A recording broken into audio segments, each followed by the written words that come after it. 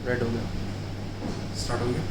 ठीक है, welcome back everyone. बहुत दिनों बाद आप लोग देख रहे होंगे यार चैनल पे, और मैं आपसे बात करने वाला हूँ एक ऐसी भर्ती के बारे में क्योंकि भर्ती के जो सपने हैं बहुत अलग हैं, और ये बात बहुत क्लियर है कि अगर आप इस भर्ती में जाते हैं तो आने वाले आपके जितने भी सपने हैं वो भी पूरे होंगे, और आपके घर में एक बात तय हो जाएगी कि आने वाली पुश्तें आपको याद रखेंगी, और ये ज़रूर बात बोली जाएगी कि हाँ, ये बंदा हमारे यहाँ से, हमारे घर से, हमारे परिवार से जो बंदा लगा था, आज एक अफसर रैंक का अधिकारी हमारे घर से था जिसने सर्व किया था हमारे भारतवर्ष को। और ऐसे में ये वैकेंसी जो आप देख पा रहे होंगे तो असिस्टेंट कमांडेंट के नाम से फेमस होती है, बहुत दिनों बाद मिलती है, बहुत बड़ी खुशनसीब होंगे आप जो आपके दौर में आ रही है। और मगर हर बार कुछ जो चीज़ें आपको बहुत खुश करती है, ज़रूरी नहीं कि हर बार आपके साथ भी रहें, साथ निभाएं वो आपका, ज़रूरी है बिल्कुल दूर दूर तक भी नहीं होता। मगर हाँ, एक बात ज़रूर है कि कितने लोगों को फॉर्म भरना चाहिए, कितने लोगों को नहीं भरना चाहिए, क्या मुश्किल इसमें आ सकती हैं, आज एक फटाफट एक बार बात कर लेते हैं, ज़्यादा टाइम नहीं लूँगा बिल्कुल भी आपका। तो ये सिविल इंजीनियरिंग की है, सीआरपीएफ के अंदर है, ओपनिंग डेट आपको पता ही थी, बहुत दिनों से निकली हुई थी, बट मैं आपको थोड़ा नोटिफाई करता हूँ अलग तरीके से। जो उसमें सबसे बड़ी चीज़ है वो है फिजिकल एफिशिएंसी टेस्ट। ये बहुत सारे लोग नहीं कर पाते हैं। सबसे पहले वजन आपका नापा जाएगा। मैं कह रहा हूँ आईटीबीपी या किसी भी इंडियन आर्मी का जाके आप क्या कर लो, height with respect to weight ratio निकाल लीजिए, और ज्यादा अपना ये देख लो आपका वजन कितना है। पहले दिन ही सबसे ज्यादा लोग वहां से बाहर हो जाएंगे, और ये ऐसी भर्ती है जिसका लेवल 10 मैट्रिक्स है। आप डीआईजी रैंक तक जाने की पूरी हिम्मत रख सकते हैं। और इसके बाद ऐसी चीजों के लिए हाँ, वैकेंसी कम है मगर वैकेंसी बहुत है इस पद के हिसाब से। किसी भी आईएएस अधिकारी को आईपीएस क्लियर करने के बाद अगर सीआरपीएफ मिलता है तो उसको ये वाली भर्ती सबसे पहले मिलती है, तो यानी कि आपको भी वही मौका मिल रहा है, तभी यहाँ पे शायद 35 साल की उम्र भी रखी गई है। सबसे बड़ी बात यहाँ पे दिक्कत ये है कि कमरे में ले जाके आपको नंगा कर दिया जाएगा। नंगा करने के बाद आपसे हर एक चीज चेक करी जाएगी, आगे से पीछे से घुमा के झुका के हर तरीके से। ये बातें आपको सुनने में अटपटी सी लग रही होंगी, बट वो ऐसे ही दिखा जाता है, ऐसे ही होता है।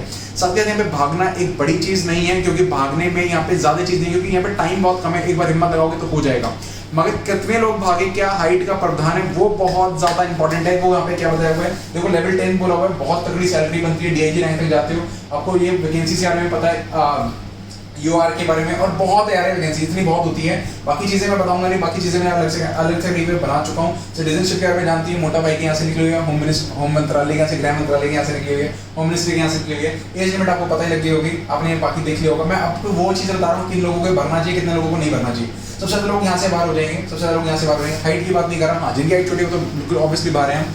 तो मेन कैटेगरीज में 165 सेंटीमीटर है, वुमेन में 157 है वीमेन में, और साथ के साथ आपकी जो चेस्ट है फुलाने के बाद और बिना फुलाए हुए नॉर्मल छोड़ने के बाद की बात करता है। पुशअप लगा देंगे तो थोड़ा सा फर्क पड़ेगा। आपकी किसी भी हालत में 50 किलो से कम नहीं चाहिए, मगर प्रोपोर्शनल टू हाइट आता है। इसमें उम्र का रोल होता है, इसमें हाइट का रोल होता है, और साथ के साथ किसका रोल होगा, सबसे ज्यादा वजन का रोल होगा। सबसे पहले दिन यहाँ पे ही बाहर हो जाएंगे सबसे ज्यादा बच्चे, तो जितने भी लोग भरते हैं। अच्छा, एक चीज और इस वैकेंसी में बहुत सी बड़ी फेमस है कि आपको एनवेलप बनाना पड़ेगा, एनवेलप बना के भेजना पड़ेगा। भेजने के बाद क्या होगा, बेटा जितने भी लोग भेजोगे उसके पक्का गारंटेड है आधे से ज्यादा बच्चों के एडमिट कार्ड नहीं आएंगे। तो इसमें किस्मत वहीं पे चलती है शुरू से ही, कितने लोग पढ़ते हैं कितने लोग नहीं पढ़ते हैं उसके बाद में। चलिए, बाकी आप एक प्रोसेस में बनोगे आपको समझ में आ जाएगा। नहीं तो मेरी इससे पहले वाली वीडियो देखना, बीएसएफ के एसआई की कॉल लेटर की, जेई की वाली मतलब टेक्निकल एंट्री के हिसाब से थी वो, उसके अंदर भी ऐसे ही हुआ था और ऐसे ही होता है। कि आपकी कुछ उसके स्टेट्स के बारे में बताया हुआ है कि कहाँ का आप एग्जामिनेशन सेंटर आके पढ़ सकते हैं।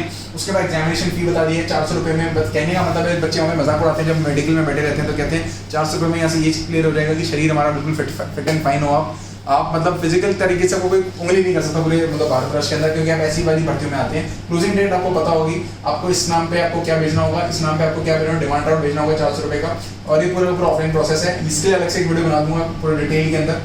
बाकी आप चेक करना, सेम नाम से आपको मिल जाएगी एक और वीडियो मेरी सी ऊपर बनी हुई 1 घंटे के आसपास की, उसमें पूरी चीजें क्लियर करी हैं। बट सबसे बड़ी चीज इसके अंदर यही है, सबसे पहले फिजिकल स्टैंडर्ड टेस्ट होता है। इसके अंदर 4 भाग होंगे आपके।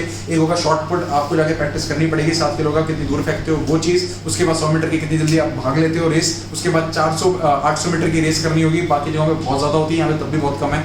उसके बाद यहाँ पे एक सिर्फ लॉन्ग जंप आ रही है, हाई जंप भी नहीं आ रही है, तो सिंपल चीजें हैं। मगर यहाँ पे सबसे बड़ी चीज जो रहेगी, यहाँ पे टेस्ट हो जाएंगे। डॉक्यूमेंट स्टार्टिंग में कोई भी यहाँ पे फाइनल ईयर का स्टूडेंट इसको नहीं भर सकता, डिप्लोमा स्टूडेंट इसको नहीं भर सकता, ओनली फॉर बीटेक स्टूडेंट यहाँ पे अप्लाई कर सकते हैं। साथ ही साथ यहाँ पे सबसे पहले वेट होगा, जिसका वेट आपका एक्यूरेट नहीं होगा, विद हाइट बीएमआई कराना, बॉडी मास इंडेक्स, जिम में जाते होगे अपना वजन कराया होगा उसके हिसाब से। फिर रिटर्न एग्जामिनेशन, पहले पेपर के अंदर कोई भी सिविल नहीं आएगी, पहले पेपर में कोई सिविल नहीं आएगी, ईएससी का कंटेंट है, अभी दिखा देता हूँ आगे की बात।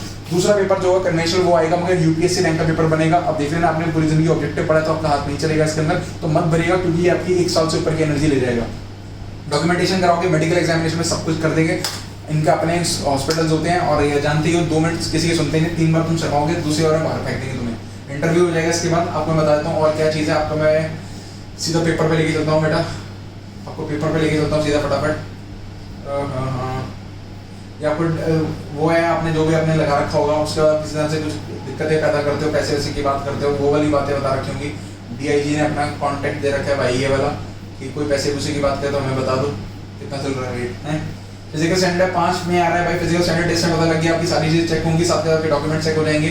16 सेकंड में होता है, कोई बहुत बड़ी बात नहीं है, बट वजन एक में बड़ी चीज़ हो जाएगी। 4.5 मिनट 3.5 लॉन्ग जंप है, हाई जंप भी नहीं है, डंडे से ऊपर कूदने की बात नहीं, लंबाई में कूदे इतना कूद सकते हो, करोगे तो हो जाएगा। दूसरी चीज़ बेटा ये देख, ये है तेरा ऑब्जेक्टिव पेपर। बेटा यहाँ पे क्या है, इंजीनियरिंग एप्टीट्यूड। आज इसका पेपर चेक कर लें, इसका एक बार चेक कर लें, ये ले बेटा। इंजीनियरिंग एप्टीट्यूड ऑब्जेक्टिव 1 में क्या क्या आ रहा है, मैथमेटिक्स आ रहा है, न्यूमेरिकल एनालिसिस आ रहा है, इंजीनियरिंग मैथमेटिक्स आ रहा है, उसके बाद logical reasoning, analytical ability, energy, environment आ रहा है, एथिक्स वैल्यू आ रहा है, उसके बाद आपका क्या आ रहा है, मटेरियल साइंसेज आ रहा है, उसके बाद इन्फॉर्मेशन कम्युनिकेशन टेक्नोलॉजीज आ रहा है।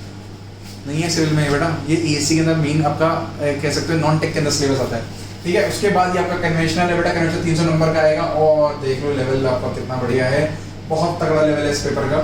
छोटा मोटा लेवल नहीं, UPSC रैंक का पेपर है भाई, तो छोटा तो हो ही नहीं सकता किसी हालत में। आंखों के चश्मे में बड़ी दिक्कत देंगे तुम्हें, आगे जाके तुम्हें बहुत दूर से रीड आउट करा दिया जाता है, बहुत दिक्कत आती है। बाकी इसकी जानकारी आपको मिल जाएगी। एक्सपीरियंस, आप जब इंटरव्यू में बैठेंगे तो आपने कुछ भी अगर कर रखा है, क्या आपको नॉलेज की है, मतलब जनरल अवेयरनेस की क्या नॉलेज है, एक्सपीरियंस की क्या नॉलेज है, और आपने अगर स्पोर्ट्स कोर्स कर रखा है तो उसकी क्या नॉलेज है, तो आप वो कर सकते हो। मेरे हिसाब से बहुत अच्छा एक्सपीरियंस है, मगर हाँ अगर इस भर्ती में जाते हो तो कोई और भर्ती के बारे में बात करते हो तो वो मत करिएगा, क्योंकि यहाँ पे कुछ चीज़ें बदल जाएंगी, ज़िंदगी ऊपर नीचे हो जाएगी, ये तो क्लियर है। जब आप किसी बेमन से भी जाओगे तो कभी सिलेक्शन होता चला जाएगा, धीरे धीरे स्टेज बाय स्टेज क्लियर होंगे, तो बहुत बुरा लगता है। बॉडी का चेकअप बहुत ज़रूरी है यहाँ पे। अगर टांगे जुड़ती हैं, हड्डियाँ मुड़ती हैं, मामला बहुत टेढ़ा है भाई, फ्लैट फुटेड ये सब। चलिए, thank you so much. I guess ये आपको थोड़ी हेल्पफुल लगी होगी। अगर आप इससे ज़्यादा जानकारी चाहते हैं तो 1 घंटे की ऑलरेडी एक वीडियो बनी हुई है, डू सर्च ऑन कहाँ पे, यूट्यूब पे। Thank you so much.